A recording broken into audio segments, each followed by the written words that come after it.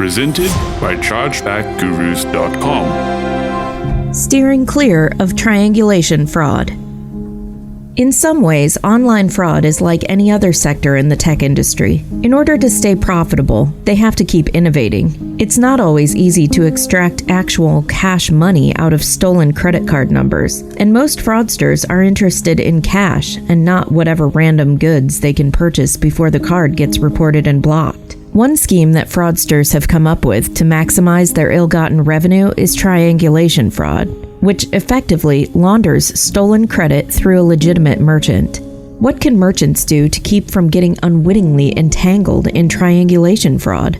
Organized professional fraudsters don't amass thousands and thousands of stolen credit card numbers so they can use them for online shopping sprees. They're trying to convert a plentiful resource, compromised data, into a more valuable one: cash. One way to do this is to purchase items with a high resale value and resell them on secondary markets. But this isn't the most efficient approach, and merchants who sell goods on a high resale value tend to be extra careful about screening for fraudulent orders. Smaller merchants who sell things like electronics, toys, and cosmetics don't always have the same safeguards as merchants who sell things like event tickets, jewelry, and luxury goods. But their products aren't as easy to flip for cash either. Triangulation fraud provides cybercriminals with a way to take advantage of smaller merchants more efficiently and convert a wider range of products into quick cash. What is triangulation fraud? Triangulation fraud works by placing the fraudster as the middleman between a legitimate customer and an unsuspecting merchant. The customer places the order through the fraudster. The fraudster purchases the customer's goods from a merchant using a stolen credit card. The merchant ships the order, the customer receives their goods, and the fraudster keeps the money. Eventually, however, the owner of the stolen credit card will report the fraudulent activity on their account, and the merchant will get hit with a chargeback. Rather than go to the trouble of setting up fake storefronts to lure in customers for triangulation fraud, many fraudsters simply recruit online sellers who may have no way of knowing they're getting enlisted in an illegal scheme. The fraudsters may look for people with an established presence on sites like eBay or Amazon, provide them with a list of goods to sell from merchants that the fraudster has already scoped out with test purchases, and promise a generous percentage of each sale.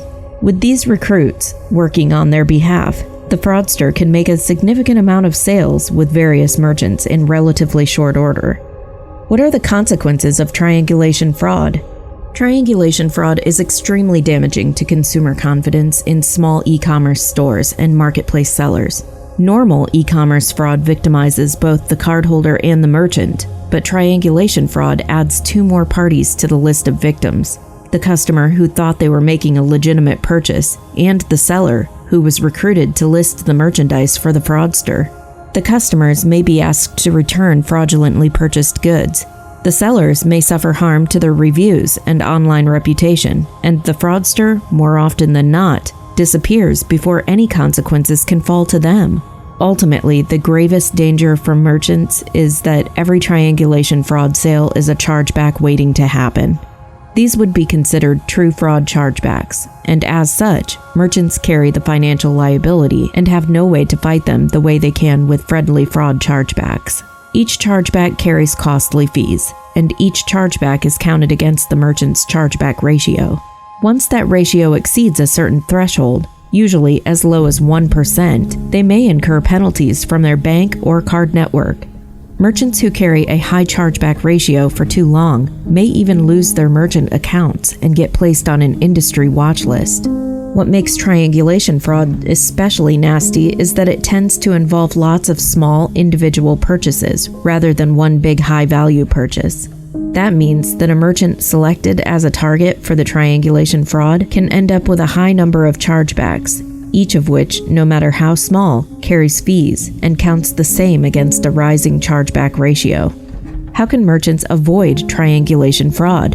The nuts and bolts of triangulation fraud transactions are no different than any other attempt at a fraudulent card purchase. Tools like AVS, CVV, and 3D Secure can screen out fraudsters who don't have a complete set of payment credentials, and tools that use risk scoring to identify potential fraud indicators can be very helpful at flagging suspicious orders and reducing fraud. In terms of data analytics, however, triangulation fraud often presents a unique and identifiable profile. Triangulation fraudsters will usually try to make their transactions look clean and legitimate, but some signs can't be hidden. If you suspect that your business is being used in a triangulation fraud scheme, keep an eye out for customers who are placing frequent, repeated orders for the same few products, especially if they're using different shipping addresses for each order. It may also help to look up your products on marketplace sites like eBay, Amazon, and Facebook. If you see your unique products being resold there for prices that are too good to make sense, that may indicate that the seller has been recruited by a fraudster. Conclusion: triangulation fraud is just some sophisticated packaging around a common problem. Fraudsters using stolen credit cards to make purchases. While there are aspects of triangulation fraud that make it especially pernicious, the good news is that tools, practices, and methodologies that prevent ordinary credit card fraud will protect merchants from triangulation fraud as well. Preventing fraud is an essential part of any chargeback defense plan. True fraud almost always results in chargebacks, and the only time you can fight those chargebacks is before they happen.